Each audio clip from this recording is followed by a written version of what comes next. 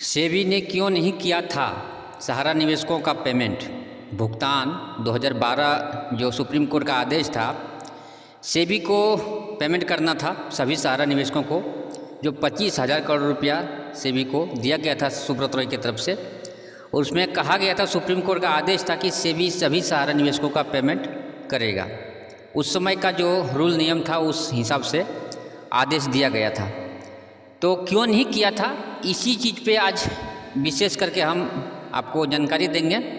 और क्यों जानकारी देंगे इसके ऊपर भी हम आपको डिटेल में बताने जा रहे हैं। देखिए, आज का जो सिचुएशन है, पोर्टल सहारा पोर्टल अमित शाह जी का आज का जो सिचुएशन है, जिस पे ट्रेंड से न्यूज चल रहा है, अपडेट आ रहा है जा रहा है, तो उसी के तहत हम आज एक विशेष जानकारी देंगे, जो जानकारी में आप क्लियर हो पाएंगे कि आखिर के सहारा पोर्टल से पैसा हम लोग का क्यों नहीं मिला। सेबी का भी सेम यही रूल था, नियम था, सेबी को भी पेमेंट करना था। जिस तरह से अभी अमित शाह जी सहकारिता मंत्री होने के नाते आज उन्होंने वादा किया कि हम पैसा भुगतान करेंगे, पहले छोटे निवेशकों का और फिर सबको भुगतान करेंगे, ऐसा उन्होंने कहा। और सेम यही चीज़ सेबी ने भी 2012 में कहा था। जो दो कंपनी था, सहारा रियल इस्टेट, सहारा हाउसिंग, और सेबी के अंदर में था। और ये 4 सोसाइटी जो आज सहारा का, जिसमें हम लोग का पैसा 90% पैसा जो फंसा हुआ है, हमारा इंडिया क्रेडिट कोऑपरेटिव सोसाइटी, सहारियान मल्टीपर्पस सोसाइटी और स्टार मल्टीपर्पस सोसाइटी और एक सहारा क्रेडिट कोऑपरेटिव सोसाइटी, ये 4 सोसाइटी का विशेष करके हम लोग का पैसा जमा है। सहारा निवेशकों का लगभग हमको लगता है कि 90% पैसा ये 4 सोसाइटी में ही जमा होगा। जिस तरह से विशेष करके 2012 में 2 ही कंपनी में पैसा सहारा का जमा था, सभी निवेशकों का, एक सहारा रियल इस्टेट और सहारा हाउसिंग का। उसी प्रकार आज 4 सोसाइटी में ही सारा पैसा जमा है। तो अगर सेबी पैसा क्यों नहीं दिया सहारा निवेशकों का, इस पॉइंट को अगर समझ जाएंगे तो आज ये भी समझ जाएंगे कि अमित शाह जी हम लोग का पैसा क्यों नहीं दे रहा है, आखिर के क्या वजह है, क्या उनका मकसद है, ये चीज़ आप आसानी से समझ पाएंगे। तो पहले इस चीज़ को समझते हैं कि सुब्रत रॉय का क्या रूल नियम, उस समय सुप्रीम कोर्ट का क्या आदेश था। हम आपको बता दें कि सुब्रत रॉय हमेशा से ये चीज़ चाहता था कि हम किसी का अंदर में ना आए। जो कंपनी सहारा इंडिया और शुरुआत किया था और चला रहा था, तो उनका एक ही मकसद था कि हम किसी का अंदर में ना आए, हम जब चाहें तब भाग जाए। उनका मकसद यही था, सच्चाई यही है, भले लोग इस बात को समझ नहीं पाए। अगर किसी का अंदर में नहीं आना चाहता था, ना ही आरबीआई के अंदर में, ना ही सेबी के अंदर में, ना ही सरकार के अंदर में, किसी के अंदर में वो कंपनी चलाना नहीं चाहता था। इसका मतलब यही था कि वो पहले से ही उनका मकसद था भागने का।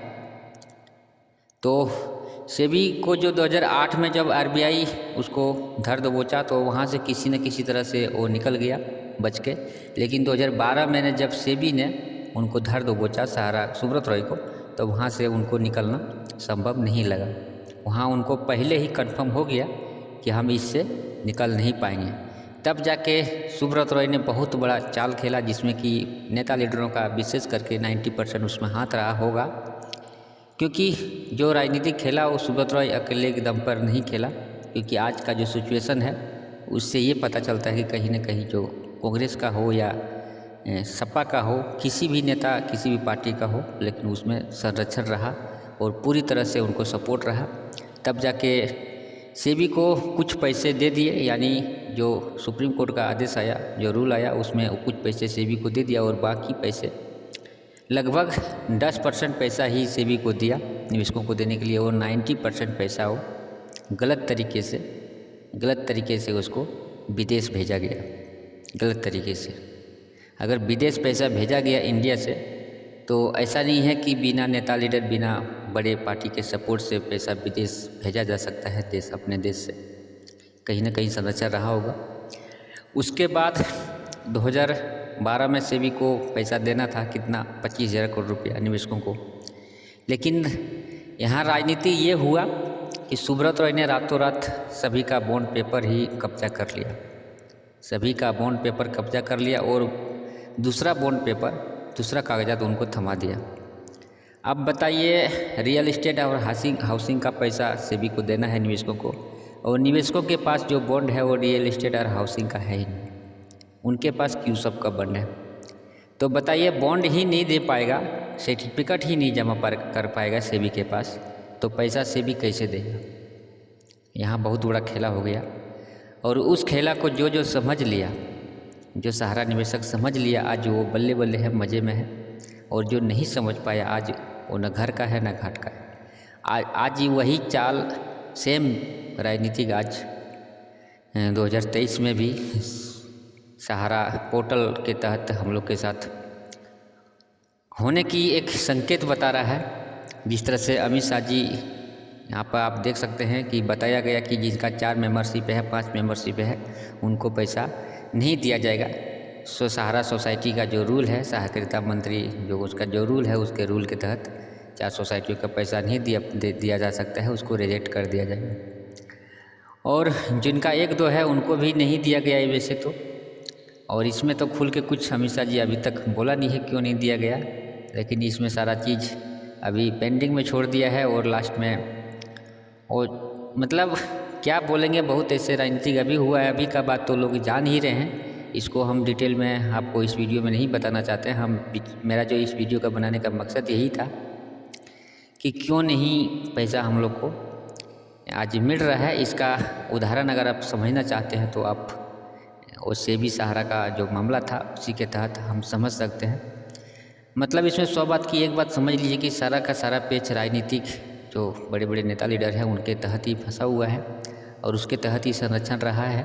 तो आज जो पैसा लेने का जो रूल है, नियम है, जिस तरह से हम पिछला वीडियो में बताए हैं, उसमें दो ही ऑप्शन है कि हमारे सांसद विधायक हैं उनसे संपर्क करना है, और दूसरा ऑप्शन है कि हम सुप्रीम कोर्ट के तहत अपना याचिका दायर कर सकते हैं, PIL के तहत या जो भी जिस तरह से भी हो सुप्रीम कोर्ट के तहत, और एक अपने हमारे सांसद विधायक हैं उनके तहत। क्योंकि लोग, ऐसा नहीं है कि सभी बेईमान हैं, कुछ न कुछ इसमें हैं, और उनको अगर दबाव दिया जाएगा, अगर उनके वो पावर में आते हैं, हमारे सांसद विधायक पावर में आते हैं। आपने देखा होगा कि कुछ सांसद विधायक बीजेपी का, ये अन्य दल का भी सहारा को लेकर बात किया था संसद में पिछले साल 2023 में, लेकिन उसमें वर्क नहीं किया। वर्क इसलिए नहीं किया, उसमें कुछ भी फ़ायदा नहीं इसलिए नहीं हुआ क्योंकि बीजेपी पूर्ण बहुमत में था। और बीजेपी का किसी भी पार्टी, किसी भी नेता का बस पिछले 10 साल नहीं चला, विशेष करके मोदी जी और अमित शाह जी का ही बस चला, जो चाहा वही हुआ। लेकिन अभी जो वक्त है, अभी जो सीजन है, सिचुएशन है, वो थोड़ा सा डिफरेंस है। इस तरह से हम लोग वर्क किया 5-10% सहारा निवेशक, उसमें कुछ बदलाव हुआ है, हम लोग को फ़ायदा हुआ है। इसमें कुछ जोर लगाएंगे तो इसमें कुछ सुनवाई हो सकता है, क्योंकि बीजेपी का जो एक मजबूत सरकार था उसको हम लोग थोड़ा सा कमज़ोर कर दिए हैं सहारा निवेशक।